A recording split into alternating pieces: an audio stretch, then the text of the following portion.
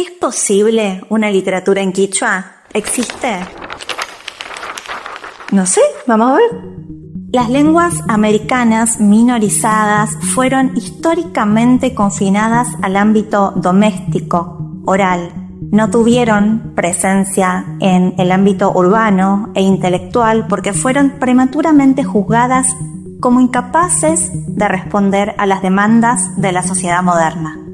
La adaptación que tuvieron que realizar sus hablantes a una cultura dominante, codificada exclusivamente a través del castellano, es la causa del retraimiento gradual de estas lenguas. Esta marginalización no responde a una falta de adaptación lingüística, antes bien, estas lenguas han enriquecido sus estructuras a costa del castellano, sino que esta marginalización, esta devaluación, obedece a la ausencia de un sistema escrito para las lenguas ancestrales. El quichua no ha desarrollado una vasta tradición escrituraria, lo que siempre ha sido un argumento para denigrarlo. Todavía existe este estereotipo en torno a la quichua acerca de que no es una lengua para ser leída o escrita. Siempre está presente esta suerte de tensión entre escritura y oralidad. Pero lo cierto es que el quichua no ha desarrollado una tradición literaria, no porque no tenga la capacidad para desarrollarla, sino porque ha sido históricamente desplazado a esferas de uso en las que no era necesario el texto escrito, como son el ámbito doméstico o familiar. También cabe preguntarnos de qué hablamos cuando nos referimos a formas de escritura. En el mundo andino existen, por ejemplo, los tejidos que codifican información, los tocapus, los quipus, los diseños en la ropa de la nobleza inca que relatan momentos de la siembra, hitos históricos dentro del mundo andino. La escritura del quechua con el alfabeto latino comienza en el período colonial. La primera gramática quichua, elaborada por Fray Domingo de Santo Tomás, data del año 1560. Y al margen de la utilización de la lengua con fines que hoy calificaríamos de etnocidas, como la catequización, queda este esfuerzo de elaboración idiomática como un ejemplo, porque los quechuistas de la colonia demostraron ampliamente a través de esta escritura que la lengua, al menos formalmente, no tenía nada que envidiarle al castellano. Y ahora sí, a mi juego me llamaron, hablemos de obras literarias. En la literatura santiagueña aparece como figura principal Jorge Washington Ábalos con Yunco y Yalacos, en las que tematiza las vivencias de un docente rural en las costas del Salado y lo que le ocurre, las actitudes que tiene para con sus alumnos bilingües quichua-castellano. Pero el primer texto quichua publicado fue una leyenda con elementos de espanto que se incluyó dentro de un volumen con otras leyendas en castellano titulado El desierto saladino. Es del año 38 y su autor fue el maestro Ángel Luciano López. En los años 50 y 60 comienza a aparecer el trabajo del profesor Domingo Antonio Bravo. Aquí ya podemos hablar de oralitura, ya que en su cancionero quichua santiagueño recopila poesía de transmisión oral y coplas populares, y en otro de sus libros paradigmáticos, como es El estado actual del quichua santiagueño, también recoge diálogos entre quichohablantes, cuentos, leyendas y casos de espanto. La primera obra deliberada como tal de un quichohablante es Payaspa Chincas Richcajta, del atamisqueño José Antonio Sosa, que data del año 53. Es un poema épico-narrativo acerca de un personaje que ingresa a la Salamanca a pedir un don y cuyo trayecto vital está atravesado por trabajos rurales, luchas y desafíos.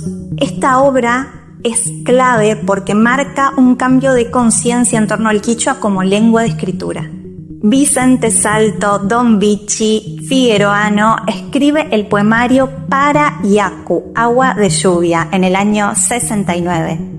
Es considerado uno de los autores de mayor vuelo poético dentro del universo discursivo del quichua, siendo su poesía una de las más complejas. Tuvo Sachero Sixto Violín, una recopilación de coplas y canciones de Don Sixto Palavecino, quien tiene además 2 traducciones de Martín Fierro, la primera del año 91, empleando la signografía del profesor Bravo, y la segunda del año 2007, empleando el alfabeto quechua moderno y con colaboración de Gabriel Conti. La antología de textos quichuas más notoria fue sin duda Sisa Payana, Flores Escogidas, publicada en el año 2006 bajo el sello Eudeva, y estos textos fueron recopilados por Mario Tevez y Attila Karlovich. Fue una obra de gran impacto para el campo científico quichua. Sí, hay un campo científico quichua. Otra obra central es Castañumanta Yuyaini, Mi recuerdo de Castaño, del figueruano Mario Tevez, publicada en el año 2009. Esta obra también fue un hito dentro de la literatura en quichua. Es un complejo memorial narrativo que reconstruye la quichua xalaca de los años 30 y fue central también porque rompe un poco con esta mirada folclorizante en torno al quichua y propone un escenario más urbano, de un quichuista en Buenos Aires. También hay 2 obras, 2 antologías de literatura quichua escritas por adolescentes. La primera, Huauques Pucchas, Hermanos Jugando, escrita, elaborada por un grupo de adolescentes de un colegio del departamento Figueroa. Y la segunda, publicada en el año 2018, es Salavinamanta Moscos, Soñando desde Salavina, escrita también por un grupo de adolescentes de un colegio de Villa Salavina. También aparece la antología Atoscunamanta, Cuentucuna, de Lelia Inés Albarracín, sobre casos de Juan el Zorro, un personaje que la tradición sachera comparte con la cosmovisión andina. Casaracoj, de Carlos Maldonado, El Casorio, la única obra de la literatura quichua perteneciente al género dramático y publicada, recopilada también por Lelia Inés Albarracín en el año 2023. Ancho y Chuspi, Apártate Mosca, de Héctor René Corocho Tevez, una compilación de poemas y de cuentos en la quichua xalaca, aparecida en el año 2021 por Edunce.